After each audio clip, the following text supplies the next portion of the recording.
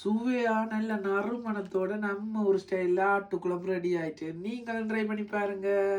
நல்லா கழுவி எடுத்துக்கிற இறைச்சியில் நாங்கள் உப்பு, மஞ்சள் தூள், மிளகாத்தூள் வந்து சேர்த்து நல்லா நாங்கள் கையால் குழைச்சி எடுத்துக்கொள்ள போகிறோம். நீங்கள் இதுக்கு தண்ணி சேர்க்க தேவையில்லை. ஆல்ரெடி இறைச்சியில் தண்ணி இருக்கிறபடியாக நீங்கள் சாதாரணமாகவே குழைச்சி கொள்ளலாம். அதுக்கு பிறகு இஞ்சி உள்ளி போட்டு நாங்கள் இடித்து எடுத்துக்கொள்ள போகிறோம். அருவல் நுருவலாக இடித்தாலே ஓகே. அதுக்கு பிறகு நீங்கள் எண்ணெயை கொஞ்சம் கூடுதலாகவே சேர்த்துக்கொள்ளுங்க. அதுக்கு பிறகு பெருஞ்சீரத்தை போட்டுக்கொள்கிறோம். பெருஞ்சீரம் நல்லா வதங்கி வர நாங்கள் பச்சை மிளகாய், வெங்காயம், கறிவேப்பமில்லையை சேர்த்துக்கொள்கிறோம். நல்லா மிக்ஸ் பண்ணி விட்டுக்கொள்ளுங்க.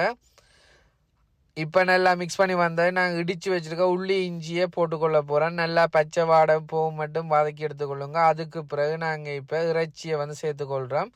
நல்லா கிளறி விட்டுக்கொள்ளுங்க. அதே நேரத்தில் நாங்கள் ஒரு சின்ன சட்டியில் அன்னாசி பூ, பெருஞ்சீரகம், நச்சீரகம், கராம்பு, மல்லி, கருவா, ஏலக்காய் எல்லாத்தையும் போட்டு நாங்கள் வறுத்து எடுத்துக்கொள்ள போகிறோம். வறுத்து இடித்து பாவிக்க போகிறோம். என்னதான் நாங்கள் சில பேர் வந்து ஆல்ரெடி எல்லாம் ப்ரிப்பேர் பண்ணி வச்சுருப்பீங்க. ஆனால் நீங்கள் அந்த டைமில் இடித்து போடைக்க வந்து வாசம் வித்தியாசமாக இருக்குது உடனே செஞ்சு போடைக்க. அதால் நீங்கள் இப்படி ஒருக்கா ட்ரை பண்ணி பாருங்கள். இப்போ நல்லா வறுத்து எடுத்துட்டு நாங்கள் உரலில் போட்டு இடித்து எடுத்துக்கொள்ள போகிறோம். ஆகலும் தூளாக்கணும் இல்லை, ஓரளவு அறுவல் நுறுவலாக இருந்தாலே ஓகே. இதை அடித்து ஒரு புறம் வச்சுட்டு இப்போ பார்த்தீங்கன்ட்டு சொன்னால் இறைச்சி அரைப்பதம் வதங்கி வந்துட்டு கிளறி விட்டு கொள்ளுங்க. இப்போ பார்த்தீங்கன்னா முழுமையாக இறைச்சி அவிஞ்சிட்டுது. இதில் நான் தண்ணி சேர்க்கல. இதில் இறைச்சியில் இருந்த தண்ணி தான் இப்படி வந்திருக்குது. தேவைன்னா நீங்கள் மேலதிகமாக தண்ணி சேர்த்துக்கொள்ளுங்க. எனக்கு இந்த பதம் போதுமெண்டபடியாக நான் தண்ணி சேர்க்கல. இப்போ பார்த்தீங்கன்னா இவ்வளோ தண்ணி இறைச்சியிலேருந்து வந்திருக்குது.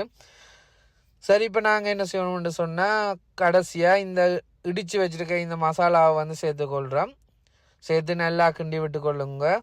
தண்ணி வந்து எப்போவுமே ஆரம்பத்தில் சேர்க்கக்கூடாது, கடைசியில் சேர்க்கணும். இந்த மசாலாவும் போட்டுட்டிங்கன்னு சொன்னால் ஒரு கொதியோட இருக்கீங்கன்னா நல்ல வாசமாக இருக்கும். ட்ரை பண்ணி பாருங்கள். இறைச்சி கறியில் வந்து உப்புத்தூள் சேரையில் என்று யோசிக்கிறீங்களா? இந்த ஸ்டைலில் ட்ரை பண்ணி பாருங்கள். ரொம்பவே சூப்பராக வரும்.